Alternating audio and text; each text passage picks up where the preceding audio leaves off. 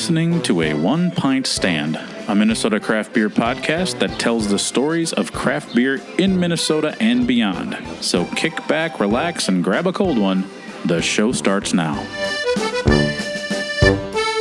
Hello, my name is Dan Bobian, and I write, produce, and host A One Pint Stand.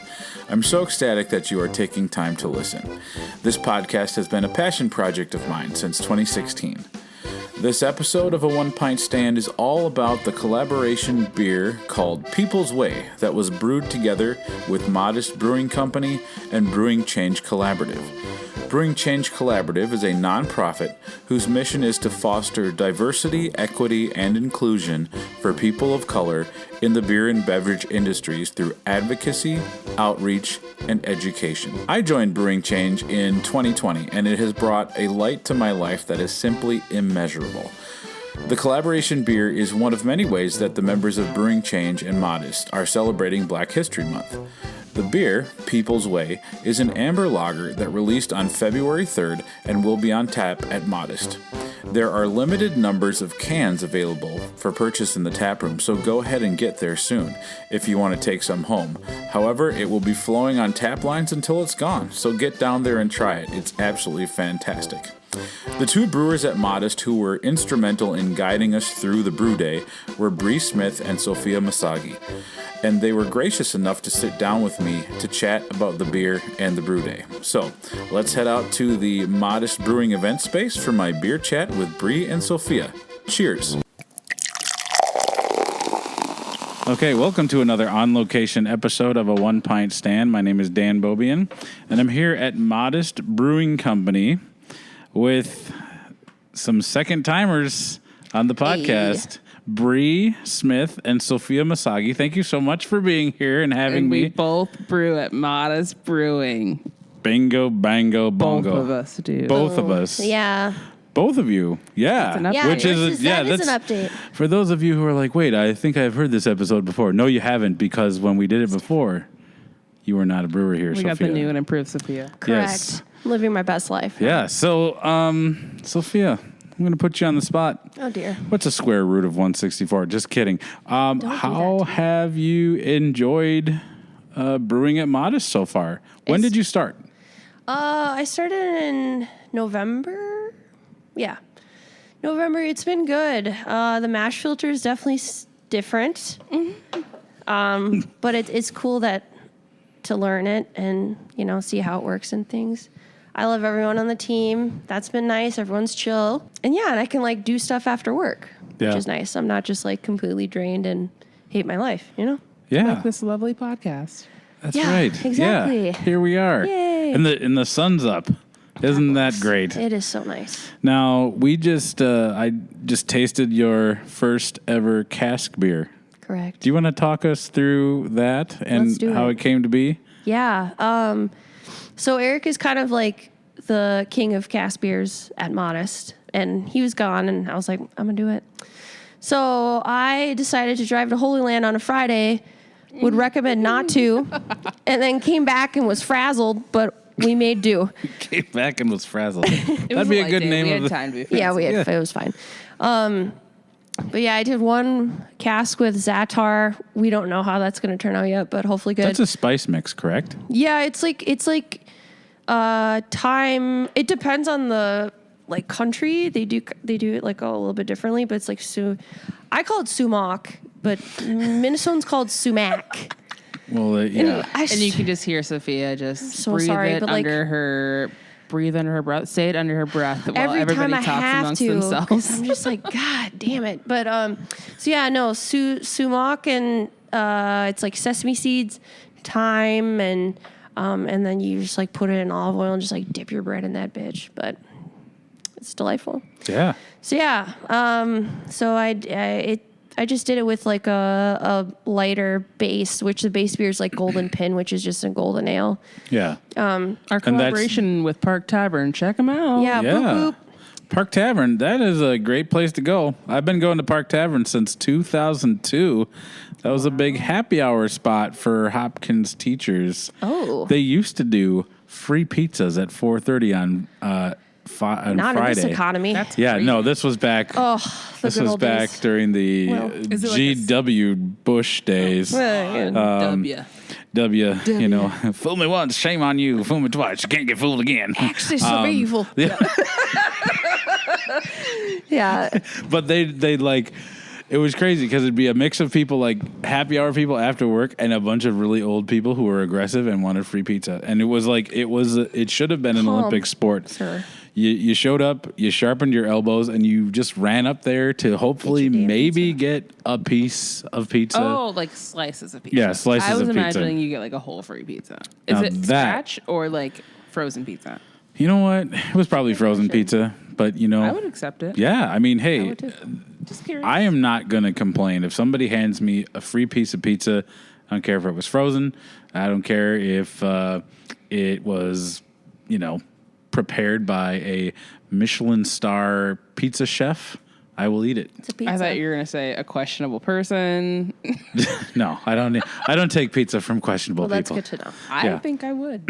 No. Depending on what state I'm in. Depending Controversial on the person stance. and whether or not I knew. That is a 1 pint stand hot take. That was a good sound effect. Do my sound effects, yes. I think the beer turned out quite deliciously. Yeah. So this cask has, it's same base beer, but then it's with barberries, which is used, I know for sure, in Persian cooking. I'm not sure. It may be other Middle Eastern countries Googling too. it earlier. Well, Yeah. someone was Googling it, and I was listening to what they were saying. And it grows in Africa and Asia and every place ever. It's an invasive species apparently, which I'm they like, do I that. want one. They do that. It's so they're Well, so as long good. as it keeps invading my beer, I say go for it. Yeah. Nice. It turned out really well. It's nice. so good. It's like a sour. I mean, it kind of soured it a little bit, but I like that little kind of tang. yeah, the tang at the is end, and it nice. finishes nice and dry, which is Yeah. It good. was so nice to drink on our 55-degree day that we had yesterday. Yeah, we're recording this on the first day of February, and it was like really nice out. It's just crazy. I know. So But of course, it's 4:49. The sun is already down. that's right. It's still you here, can though. see. They're You still can trying. still kind of see it. So the whole reason we're here, other than we like to get together and hang out, and Correct. after a long day of work, we're at Modist because Modist did a collaboration beer with Brewing Change Cooperative, of which all three of us are members. So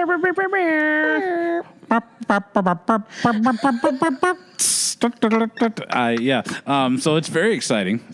Now, the beer, by the time you're listening to this, will be flowing in the tap room. It's sold out everywhere. It's so good. That's actually. right. Get here. is You might as good. well want to line up on Monday morning and just get ready. Just kidding. Go ask everyone for it. It's out there. Yeah. So the beer is called People's Way, and it is an amber lager.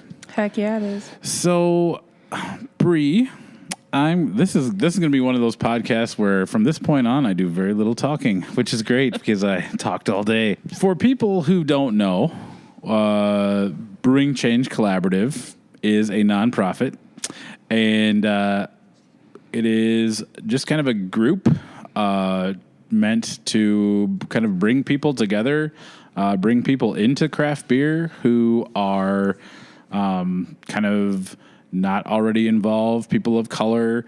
We meet once a month. Is it the Third Thursday? third Thursday of the month? Thursday.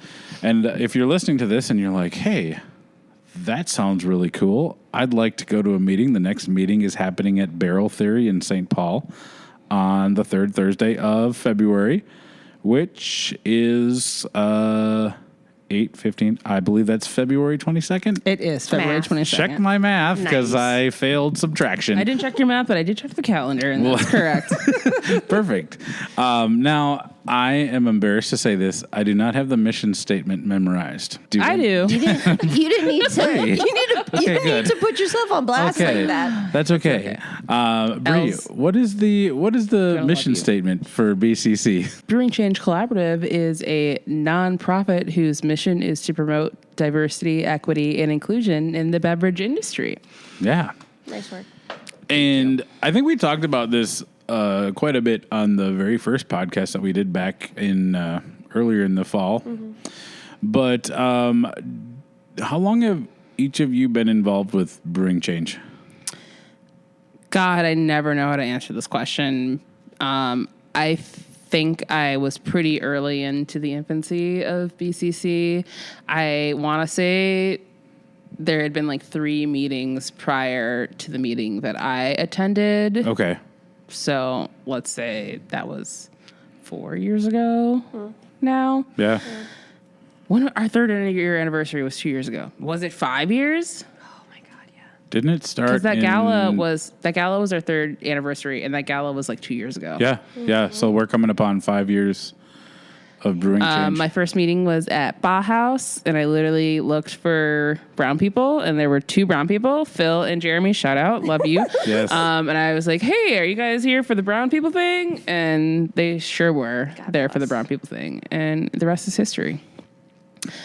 Sophia, when did you join BCC? Yeah, I I'm from central Minnesota originally. And so it's like Nasreen was looking for someone to work the booth at Pride for BCC. And Mahad, that's the first time I met anyone, Mahad and her.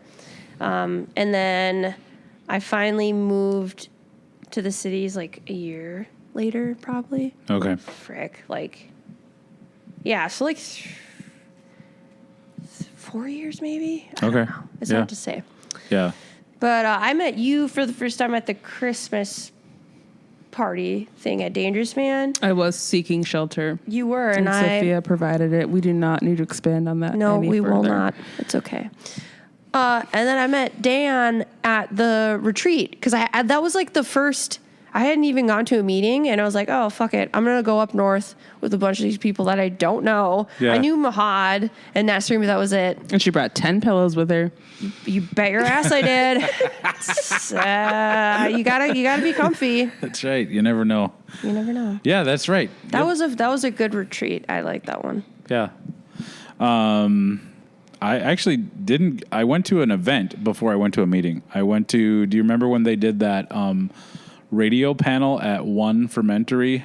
Oh, yeah. With Chuck Dorsey, Ramsey. I was working at my other job. Oh, yeah, you weren't there? Didn't Okay. go. Get a great picture of that event. The guy from Beer Wax, is his name Chris?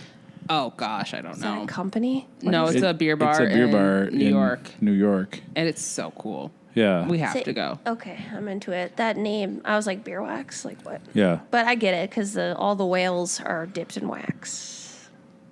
Yeah. Or shelf turds, as we say.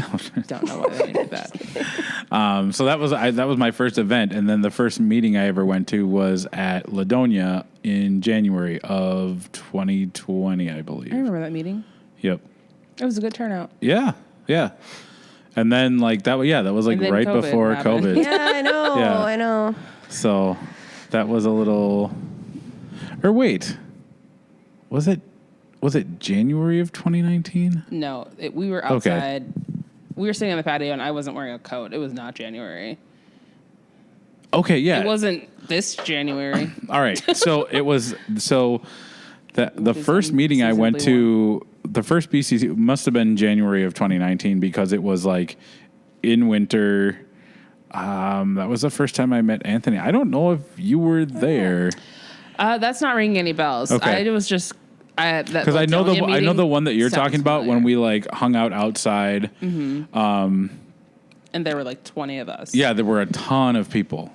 Yeah, so that would have been August of 2020, right before the retreat. Checks out. Yep. Okay. Now I'm looking through Instagram to see because I think they posted a photo. Yeah. I'm like, I need to know. Yeah. So it's really cool. I love. I really like what BCC has kind of brought into my life as far as connecting with other people who have very similar experiences with beer. And I think that's really important. I think that's a big draw for BCC for people. And so if you're listening to this and you're like, oh man, I always go to breweries and I never really see people who look like me or, come on down to the meeting at Barrel Theory and we're trying to get more people involved. We do a lot of really fun events.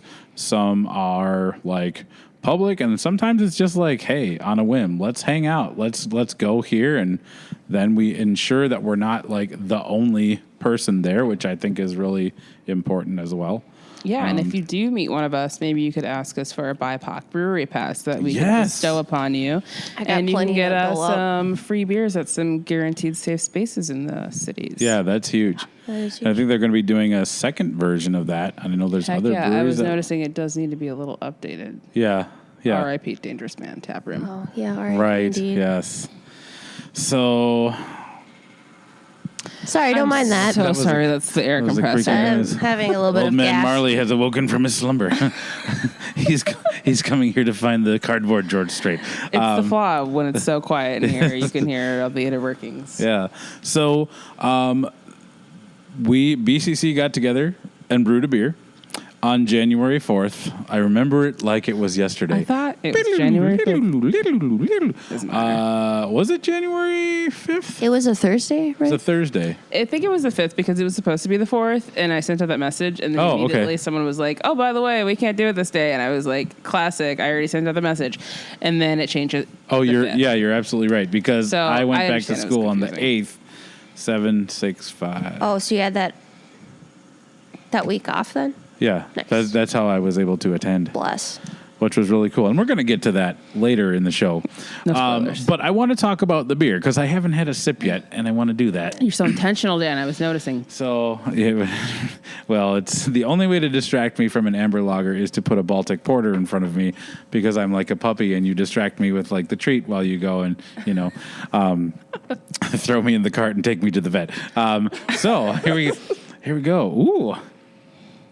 It smells good. It's clear. It's copper. It's it really. If you hold it, say so myself. It's you beautiful. hold it up to the light. It is absolutely beautiful, and it doesn't translate to the podcast. But That's all lagery, baby. No biofine at all. Yeah, that's nice. No knock against biofine. I was going to put biofine in there, The but the centrifuge really did it. Well, you have all the toys Also, here, the we had bells and whistles. time.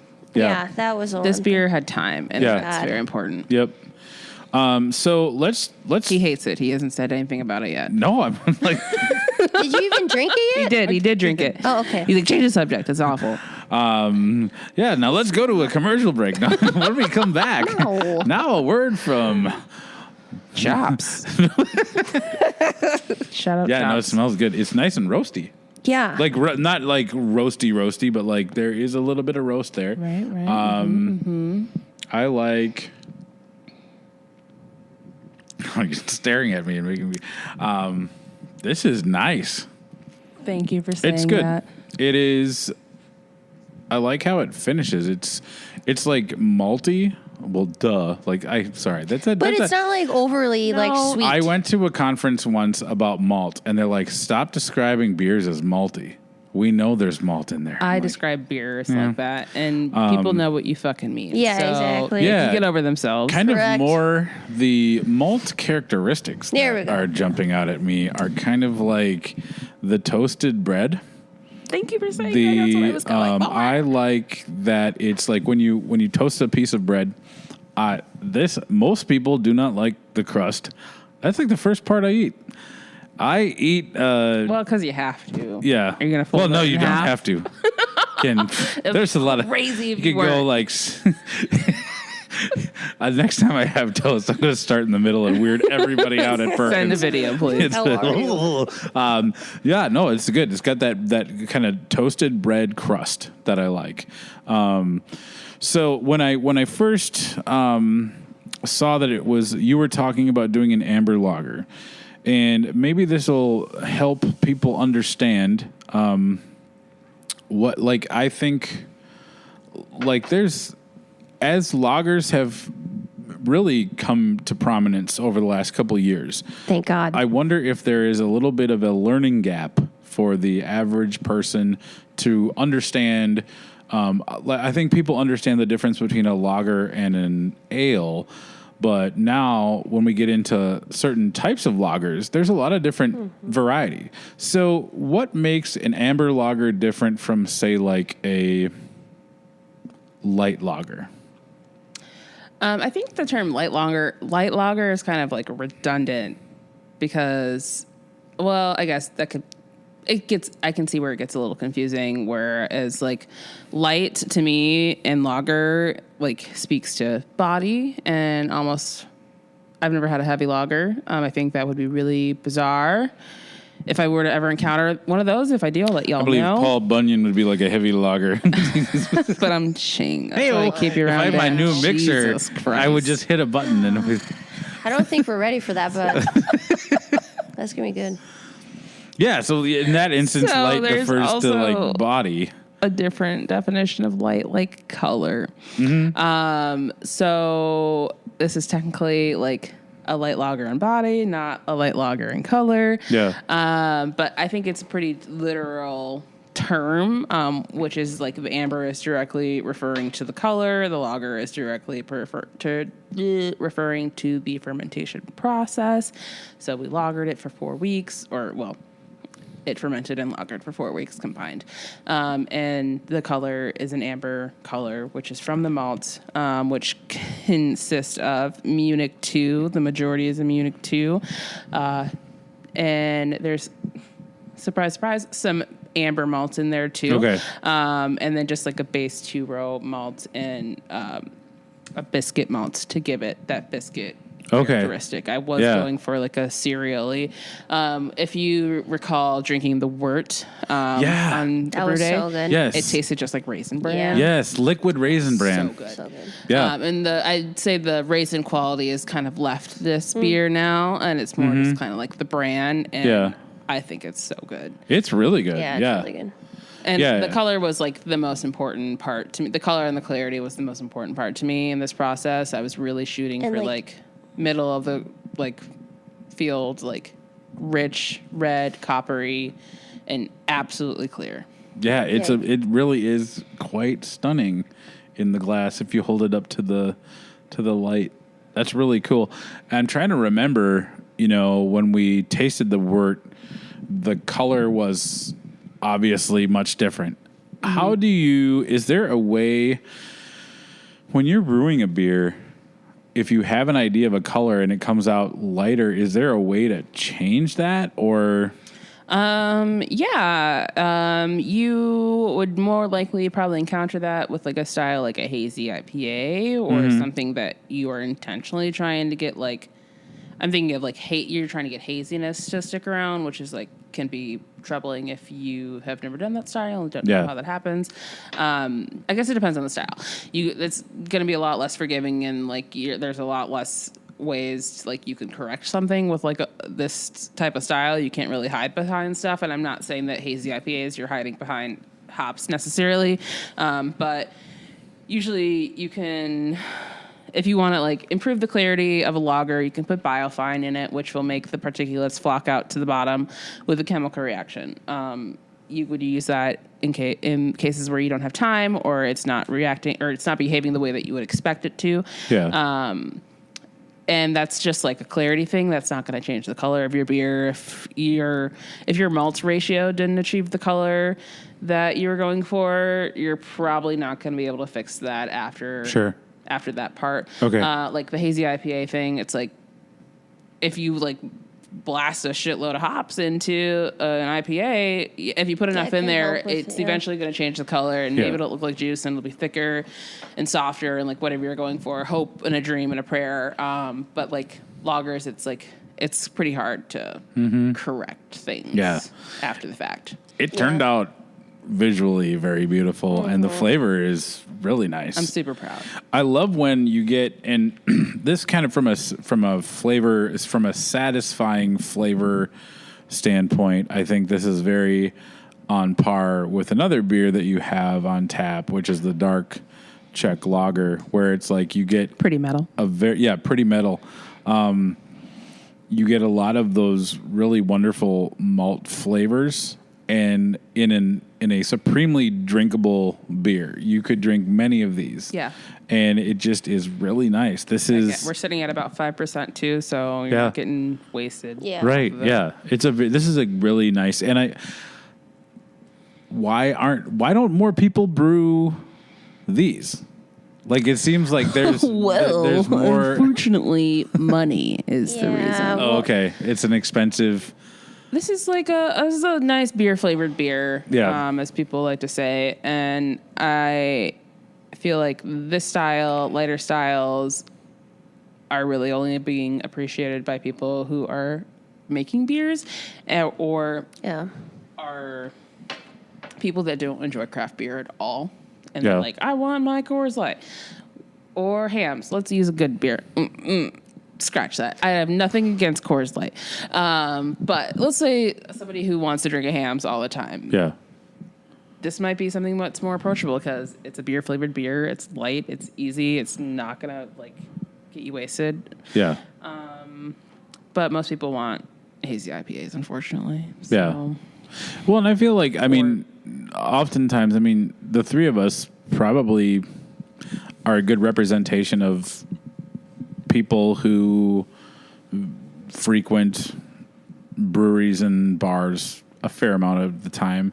Do you notice? I certainly think that there are more kind of beer flavored beer options now, and I think it's almost to the point where even if you are like a devoted haze person, love hazy beers, love like the kind of extreme different things that just for the sole purpose of, or the sole fact that there's so many lager options now, I think more people are getting into those. Do you see that here?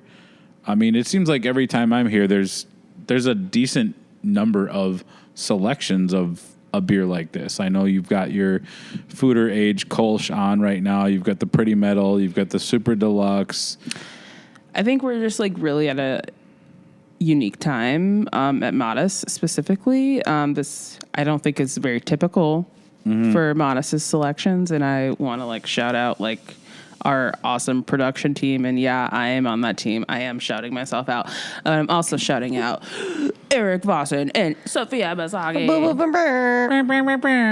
and Jackson Greer and Keegan E and every single other person in this fucking building. I love you all.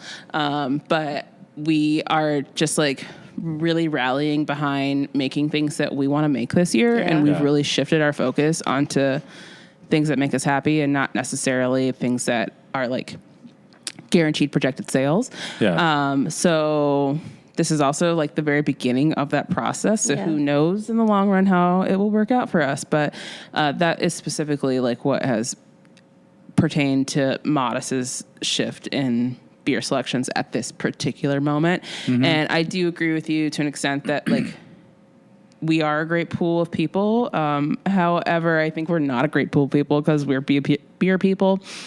And we all know that we love lagers. And I like that's kind of going back to the thing where I'm saying like industry people or the people that are like, I love lagers and I'm sick of this hazy stuff. Yeah. It's kind of hard to assess that answer unbiasedly because we are inherently beer people. Well, I think though I mean, Modist as a brewery definitely has, it's definitely earned the trust of a lot of different, quadrants of beer drinkers. And I think so like, okay, yes, you're right. We're kind of beer geeks. We are, we like things that I would say maybe the average person maybe doesn't like, but like it or not, this is, I mean, you're located, in the North Loop. There's a lot of different types of drinkers who come through, and when they see these beers on, I'm sure they're enjoying them. And I think that's really how you kind of change, maybe change is the wrong word, but broaden the horizons of people who think they only like a certain thing. And then if they come into a place where first and foremost it's quality forward, it's a cool vibe. So like they're gonna like, there's places where I'm like, yeah, I'll drink whatever they put on tap because I know it's been thought out. Yeah, it's quality, and the brand is cool. Like, that is a great point that you make. I think that excuse me, from the point of view of kind of like a regular customer and less like a beer geek, that makes me think that we have been receiving some great feedback about our cask selections lately, because Eric has really like taken a hold of that and has made a larger selection of those beers available. And we've heard from our regulars that they look forward to coming in and seeing what the new cask selection is, which is before it's like, that kind of got pushed to the wayside because people thought that others didn't really care about it so much, but it's like, maybe you didn't care about it so much, and why should somebody else care if you're not producing a product that somebody should care about? Yada, yada, yada. Anyway, that's something that we're regular offering, and I don't know what I'm trying to say. The proof is in the pudding, I guess, is the analogy I'm looking for. Yeah. It's that, like, if you build it, they will come. Oh, bam, I got 2 analogies that worked for me. There it is. Yeah, so I don't know. Did you just change my mind on my own answer to that question? I don't think I changed your mind. I think you did. I think it's like that play this, and maybe this is just like a PSA for all breweries who think that they only have license to brew what they think will sell. And I'm here to say that there are, I mean, it's very cutthroat out there right now. In the last week, I've seen, 2 breweries have come out and been very frank about the dire economic situation that, comes around every January for a variety of reasons. But I think that people's drinking habits have changed. Yeah. They're not drinking as much. And I think that if you're a brewery right now that brews quality beers and is like, wants to kind of like get people in the door and maybe kind of change the way people consume, as far as like, people are being a little bit more maybe mindful of how much they drink, because like maybe all the hazy IPAs and hazy double IPAs are, you can't have more than one. Well, maybe we need to, instead of like letting popularity drive what brewers brew, let the conventional wisdom of like, if you put out a quality product and it's at a lower ABV so people can still feel like they're doing what's best for their health and while still being able to enjoy something, maybe instead of coming in and only having one, they'll have 2, because hey, this is a lighter beer, but it packs a lot of flavor. Totally. It tastes delicious.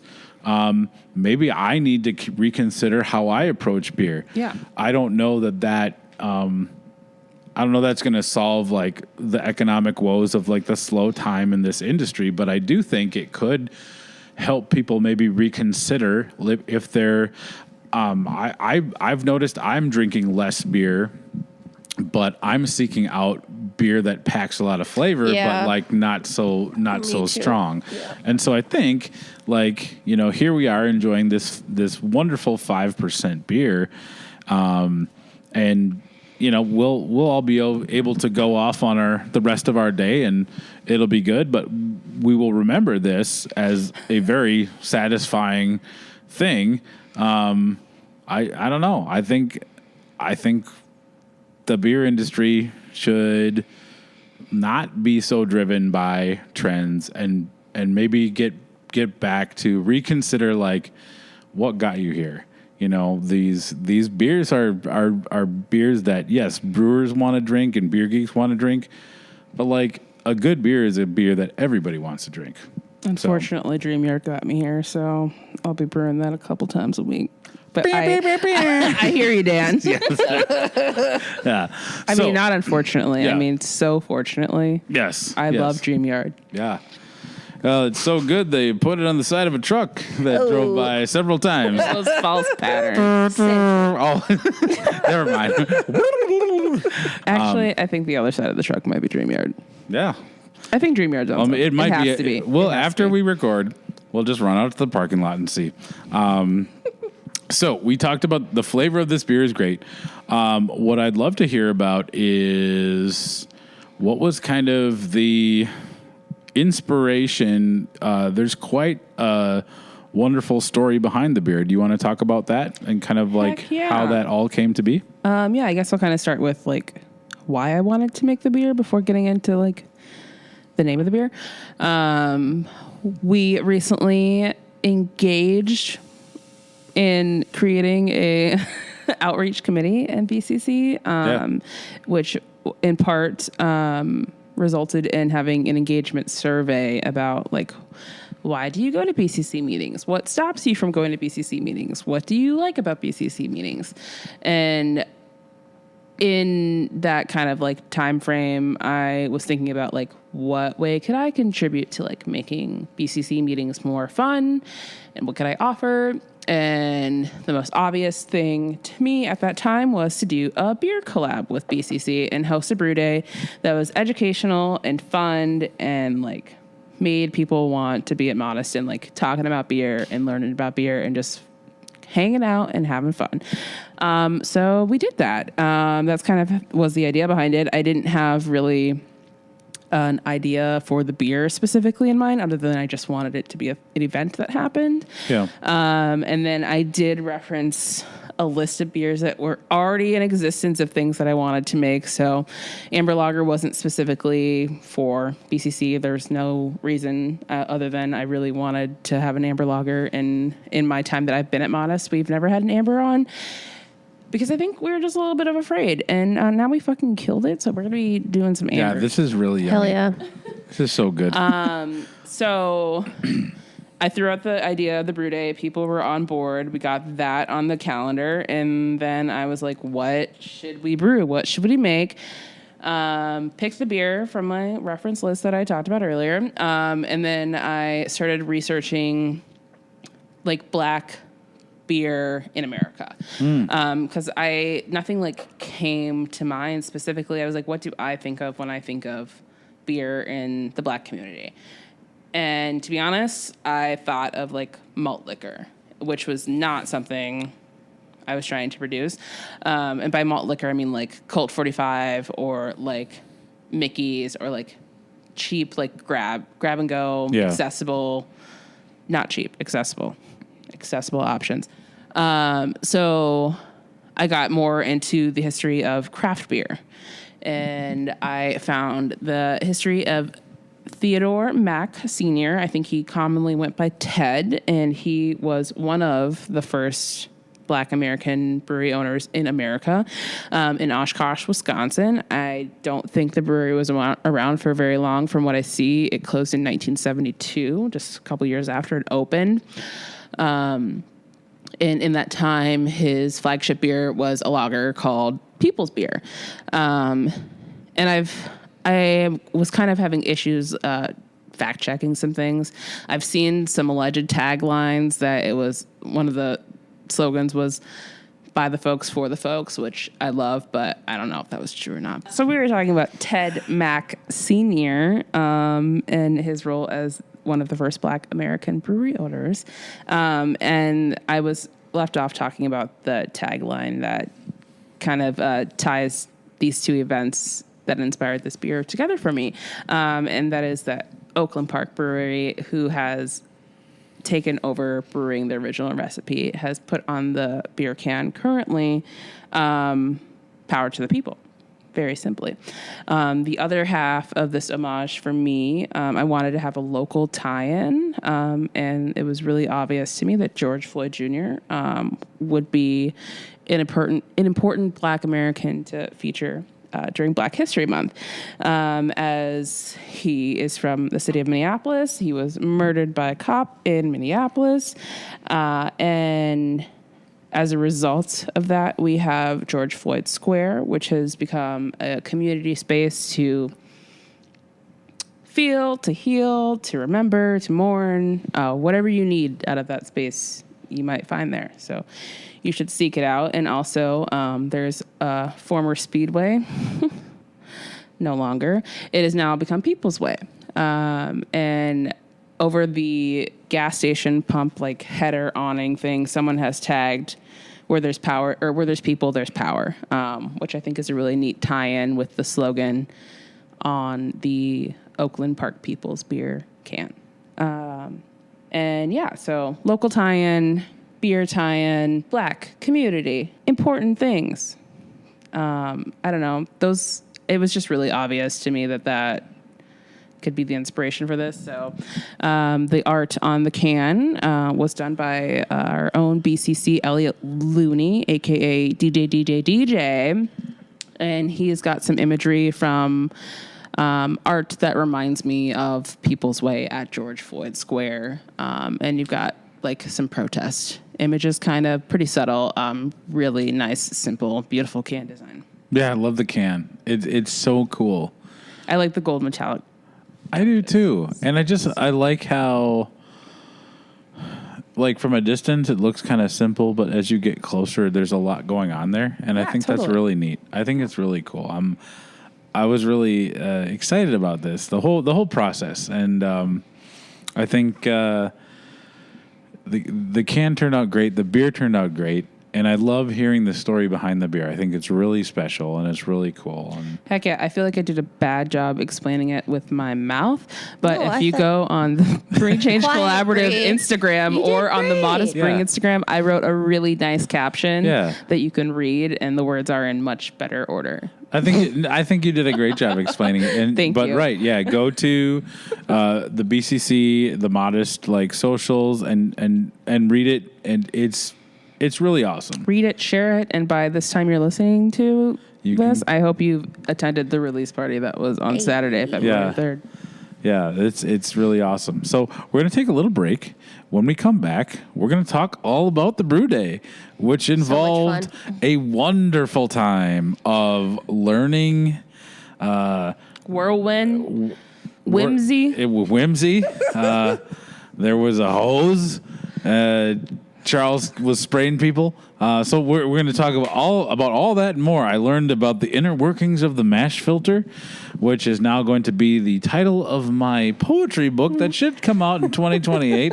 The mash filter is his mind, my Tales friends. from the Tanks. Hey, thank you so much for listening. Hopefully you're enjoying a 1 pint stand. My aim is to help spread the word about craft beer.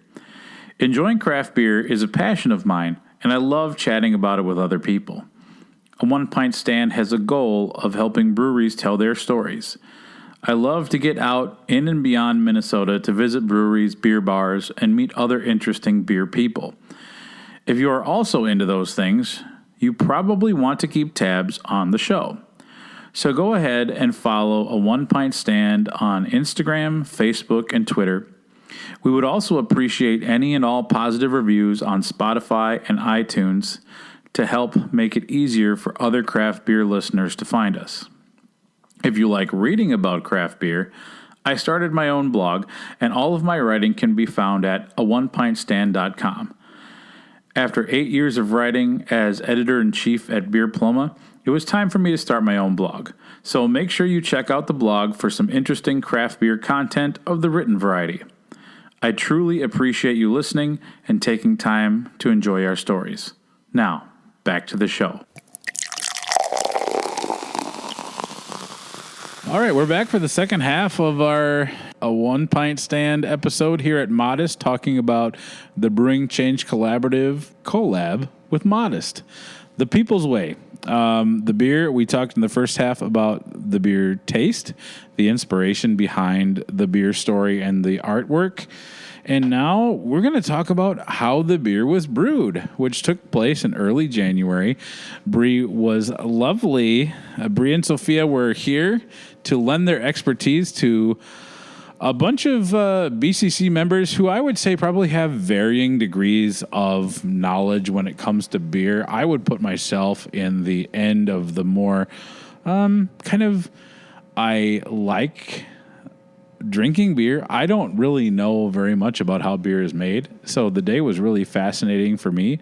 But there's definitely like Marcus homebrews, Wes homebrews. Like there's a lot of homebrewers in the group, and obviously we've got professional brewers. And I just thought it was really fun because normally when brew days happen, it's like during the week. Yeah. And it just wound up so I could go because it was during my winter break.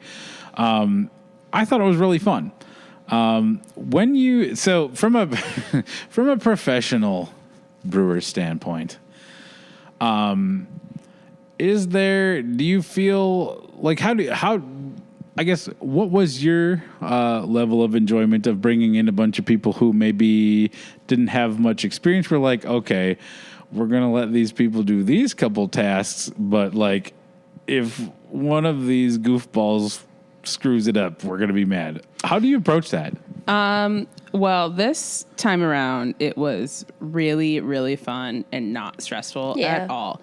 This is my third time hosting a brew day like that. The other 2 times were 2 International Women's Day brew day collabs. That first one being like the first month I was brewing. And it was like, hey, surprise, you're doing this. Oh. And I was doing it with someone who was not very experienced herself and was not very patient herself, and it was horrible. Okay. In a nutshell. So that did kind of like scare me on brew days. So this time around, it was really stress-free and really fun because I felt confident and capable in my abilities of running the brew house and like dictating what I wanted out of my beer recipe. So that was really cool. And it was also like kind of thrown out to me for the first time that maybe we should have a secondary person there helping you host. And thank you. Would have loved that knowledge a couple of years ago. But Sophia was kind of my wingman on that brew day, and she was able to like really do the hosty things while I was doing like the technical brewing things. And that really took like a lot of work off of my plate and was awesome. And I think like going forward with like that kind of dynamic with collabs, was immensely helpful for me. I had time to like organize ingredients and make sure like things were mise en place, if you will. Things were in their place, and just like setting us up for success, I think really helped alleviate a lot of my stress that day. And I really enjoyed it. I had a lot of fun. Yeah. Yeah, we had a wonderful turnout. We sure did. We had a lot of people. I'm always like nervous, like little kid jitters, like, oh, all right, my friend's gonna show up to the party. And I was like, oh yeah, you idiot, you got a bunch of them and they're all here. And that was really cool. Well, especially like people that have like full-time jobs during the day and they're just like, yeah, let me take this day Dan, off. Especially you, I really push hard to get that January 5th date because I was pretty confident that was going to be on the tail end of your holiday break. And I knew it was important to you and I really wanted you to be there. Yeah. And it was so great that that worked out and you were able to be there. Yeah. So thank you for coming. I had a blast. It's just so fun to, I mean, if it was not a brew day, if we were all just hanging out, that would have been great. But to see, and for those of you who don't know about, the brew house at Modist, it's very unique. One of only a handful, probably in the country. Definitely the only filter in the state. Yeah, that uses a mash filter. Which, do you want to give like the Cliff Notes version of what that means? It's just really it replaces Lauderton, however you want to pronounce that word. That's how I would pronounce it. Good job. Thank you. It replaces that step in brewing, and it also is like remarkably more efficient. So typically, like you crush grain, and we pulverize our grain into flour. So we are utilizing absolutely every surface area available to get sugar out of. That was not a proper sentence. But with the flour aspect and using that as a mash, it increases our efficiency like by double the time, if not more than that. And our yield is amazing. Yeah. So, and we're also like able to like do a lot of different like experimental, non-traditional things, like make oat milk or like whatever you want to run through that filter, you can make something out of it. So it's really easy to like manipulate and try new things that most people don't like have an accessible like way to do so. Yeah. Brewers, I mean. Well, in talking to people, it's, you know, there's a lot of things that can go wrong when you use certain grains, particularly like wheat, because I guess when you do it, like everybody talks about wheat can get tricky because it becomes very gummy. Sticky and gummy. Yeah, we do still have those issues. If we are using a grain bill that has really any amount of wheat in it, but like more so like 50% or higher, or like getting close to that 40-50%. we can't really get a stuck mash like people can encounter, but we can sparge really slowly, and our transfers can be really slowly. Like transferring into the mash filter can go really slow, and it could just really like tie you up time wise. Other than it being slow, there's not really much else that is affected by that. But rye and wheat specifically, I think are two that are like, and oats are not great. Yeah. And that's like not, whereas a lot of, I don't know, probably 90% of the brew houses wouldn't even be able to even approach 40% of anything, like absolutely in that category. Totally. So it's interesting to just see it in action. I mean, I didn't really realize how it worked. I'd seen it and people had explained it to me. I am one who learns by doing. So to see the process like from start to finish was really interesting and fascinating. And I know that like just kind of like having, I don't know, something about just everybody kind of contributing in our own little way to as in the first half of the show, we tasted the beer turned out remarkably. And just to be like, just to even have been here to see like, oh yeah, we helped a little bit with that is really cool. My favorite part of trying the wort was when Chris drank his entire sample of it, and then he's like, I'm going to take a picture of this, and he took a picture of his empty glass, and then I was like, why are you taking a picture of your empty glass? He's like, I'm going to remember this. So I'd love to talk to Chris and see if he remembers that. Yeah. Well, and it's funny, we mentioned this in the first half, but the wort, like after we tried it, was liquid raisin bran. Yeah. And to know how it started and then to have it as hopefully everybody who hears this will come into the tap room and try it. We're talking about the People's Way, the collab beer between BCC and Modist that will be on tap when you hear this, the release party. If you have a time machine, you can go back and go to Saturday, February 3rd at 5 p.m. when it releases in the tap room. But to see how it started and just to taste how it finished is just so interesting to me. Heck yeah. Just really cool. So what was the, I thought it was really fun because I like nerdy stuff, but so we poured in, we cut open the big grain bags, put them in the thing, what do you call that? The grist bin? Grist case or the hopper. The grist case or the hopper. Kind of crushes it down, kind of goes down, and then it goes into my favorite part was when I got to use the, I don't know what the technical term for it, but I will call it the Hagrid whisk, the whisk that was like the size of like huge. It was the biggest whisk I've ever seen. That is the technical name. Yeah, good. Well, you heard it here. Whisking the water so it didn't gum up. That was really kind of fun to me. The mash, it wasn't the water. Mash. You're right. Well, yeah. I mean, yeah, because the dough balls like rise up, and then you're just like. Meh.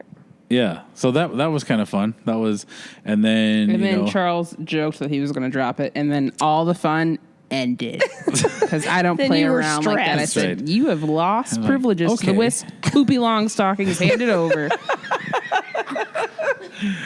Poopy long stockings. Strikes again. You got a poopy long stockings reference on the podcast.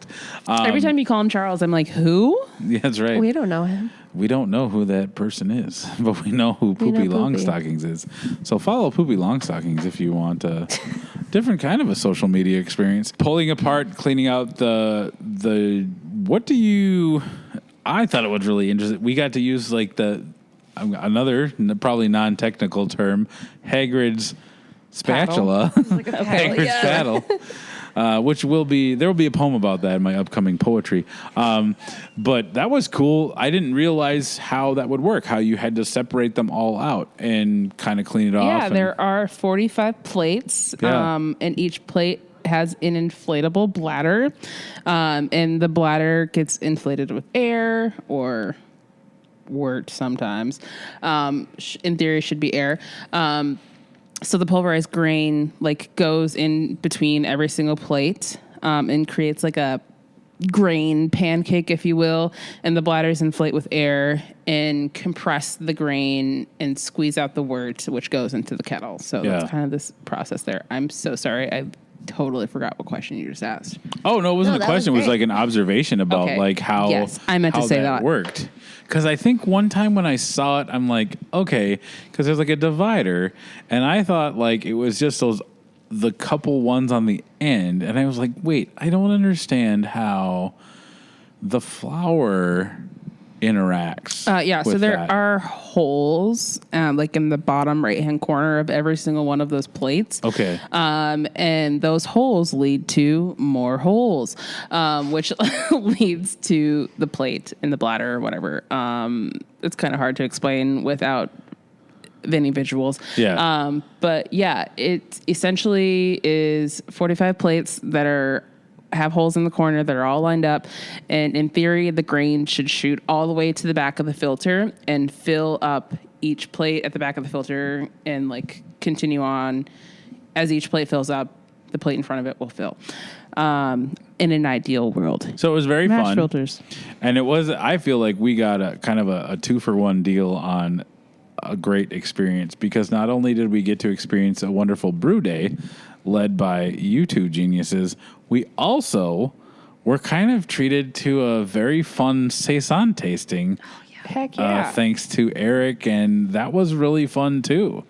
We were sampling so he has done several different variants of saison, and he kind of gave us a tour. He talked about how that process goes, and that was it. I'm always really fascinated anytime you're talking about like a mixed fermentation type thing that has to age, and there's a lot of variables that go into it that I don't think maybe most people really understand.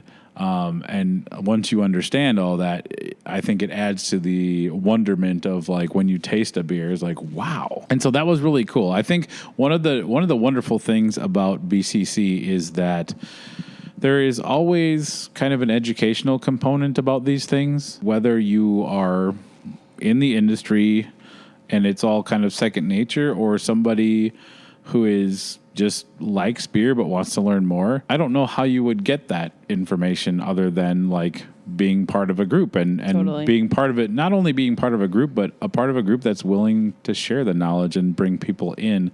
I think that craft beer, for all the good things about it, I think there is a level of kind of elitism at certain places, and kind of like, oh, you wouldn't understand, so you don't need to know. And I think that is, obviously one of the missions of BCC is to be inclusive and bring people in. And I just felt like the Brew Day was such a wonderful illustration of that. And, your patience with us goons while we were down there spraying each other with hoses and cleaning out stuff. It was just a really fun day. Yeah. And It so really was. And thank you for spraying out that mash filter. Yeah, well, somebody had to. We took turns. It was a lot. I'm Yeah, like, dude. okay. I was afraid I was going to fall off that little ladder, because I don't do heights very well. I feel that. Me every day. But yeah, we had a good time. That was great. We learned a lot. And Modist was very gracious hosts. We got lunch. Heck yeah. We got to see baby Gia came. That was for her pretty first, exciting. That was nice. her first brew day. The cutest baby ever. With Yeah, big so- little headphones. Yeah, on. the headphones, and just like happy as a clam, She's and the so little cute. She's carrier. got a more vibrant social life than I do. No, Every time I go out, she is there. Yes. and she's just vibing. Yep. Most time, I've never heard her cry. No, I've never Yeah. heard her cry either. Again, the beer will be on tap at Modist. If you're looking for it at your favorite bar, you should Ask for it. Yes, ask for it. And we've got 26 kegs available for purchase. So if you ask, you just might receive. Hey. Okay, yeah, that was also going to be a question. How big of a batch did we brew? We did one turn, which is 20 barrels. We got a 20 barrel system. We had an amazing yield on this beer. We were shooting for 20. We got 22 into the fermenter. By the end of transfer into packaging, we got 20. So we only lost 2 barrels. Okay. Thank you, Eric, for dumping the yeast and tending to my little baby that I wasn't paying as much attention to as he was. Yeah. Well, it takes a village sometimes. It really does. All right. What I also got to drink today was the Baltic Porter.